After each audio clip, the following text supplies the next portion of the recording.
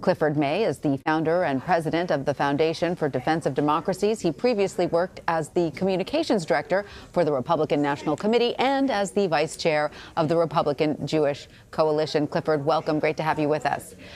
So, Cliff, given what we know about the White House's plan so far, what do you expect to see when the plan is rolled out after Israel's April 9th elections? A lot that we don't know. They've been very careful to play their cards close to the vest. Both Kushner and Jason Greenblatt and Ambassador David Friedman, who have been working on that. But we do know that it's not just an agreed framework. It's not just parameters. It's a very detailed plan addressing all the many issues that are involved. I think it's been very seriously worked on. I think they've done very hard work on it. I'd give odds that it's not going to lead to a resolution of the conflict. Well, that would be a very auspicious resolution indeed. But let's talk a little bit about the fact that, President Trump moved the U.S. Embassy from Tel Aviv to Jerusalem, as you know, which was very popular among Israelis. But Palestinian President Mahmoud Abbas has refused to talk about a peace plan with the United States since then. So what steps can Kushner take to bring the Palestinians to the table? Well, not much. I mean, don't forget, the Palestinians have two governing authorities. One in Gaza is Hamas. Hamas has never negotiated with Israel, vows never to negotiate. Its goals are very open and very clear. Hamas wants the extermination of Israel. Mahmoud Abbas, who's the president of the Palestinian Authority, governs on the West Bank. Not only has he not been willing to negotiate or talk to the current administration, but under the Obama administration, there were essentially no negotiations with Israel either. Mahmoud Abbas is 84 years old. He's not in good health. He has plenty of money. His family has plenty of money. I don't think under any circumstances he wants at this point to resolve the conflict with Israel. I think he wants to leave that for another generation. He wants very much that his portrait hangs next to that of Yasser Arafat in all Palestinian offices. He doesn't want his portrait used for target practice by people who call themselves Islamists and jihadists, and not least by Tehran, which does not want to see this conflict settled. So Kushner may have some things in it that will show what a bright future the Palestinians could have economically and in other ways if they would just live peacefully, coexist peacefully with Israel, make peace. All kinds of possible carrots will be there, not probably too many sticks. And I think it's going to be very difficult to get the Palestinians to engage and say, OK, let's sit down at the table and let's do this. Because I don't think Mahmoud Abbas wants to get it done, and I know that Hamas doesn't. So since you said earlier you don't think this plan is likely to result in any sort of long-term peace, where do you think this plan will go? Well, on the shelf with a lot of other plans that we've had over several generations, and there may be useful aspects to the plan when you have leadership in both countries that is actually ready to sit down and say, you know what, having this conflict is not good for either of us. Let's get past it.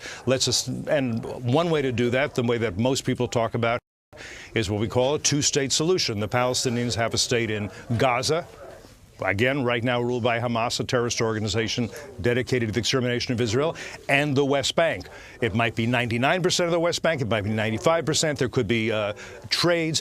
Because there are Israelis living in the West Bank, does that make peace impossible? I don't think so, just as it's not 20% of Israelis are Arabs or Muslims, and they have Israeli citizenship. There are all kinds of ways to work these things out if you have the will to do so. Does that will exist right now?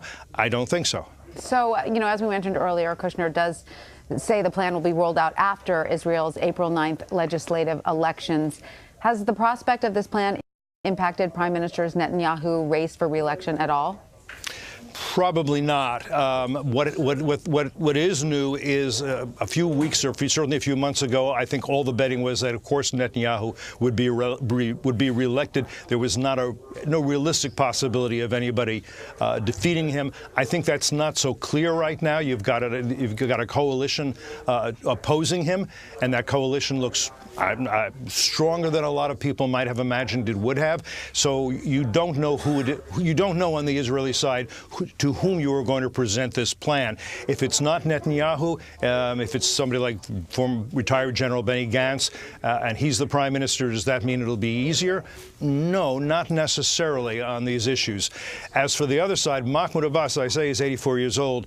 Do we know who will succeed him? We don't have any idea whatsoever, because there isn't a clear path to succession on the Palestinian side. That and many other institutions of statehood have never been created. They should have been. So until we know who's on the Palestinian side to negotiate with the Israelis, and we're not sure who that will be, that makes it even more problematic. And this coalition opposing Netanyahu, what do they look like? Are they a more liberal group?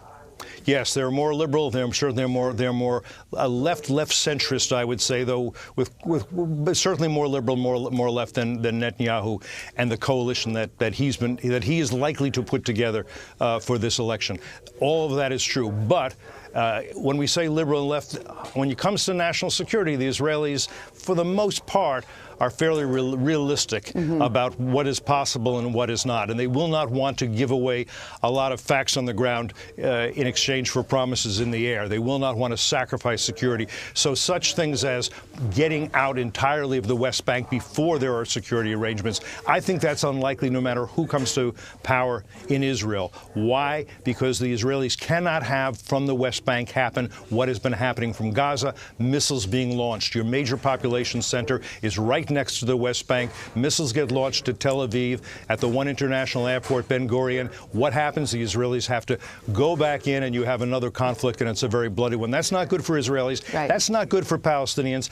I don't think that's going to happen no matter who is the next prime minister of Israel. So you say one thing that unites Israelis from the left and the right is security. They have to. Look, this little nation state has been threatened with extermination from its very beginning.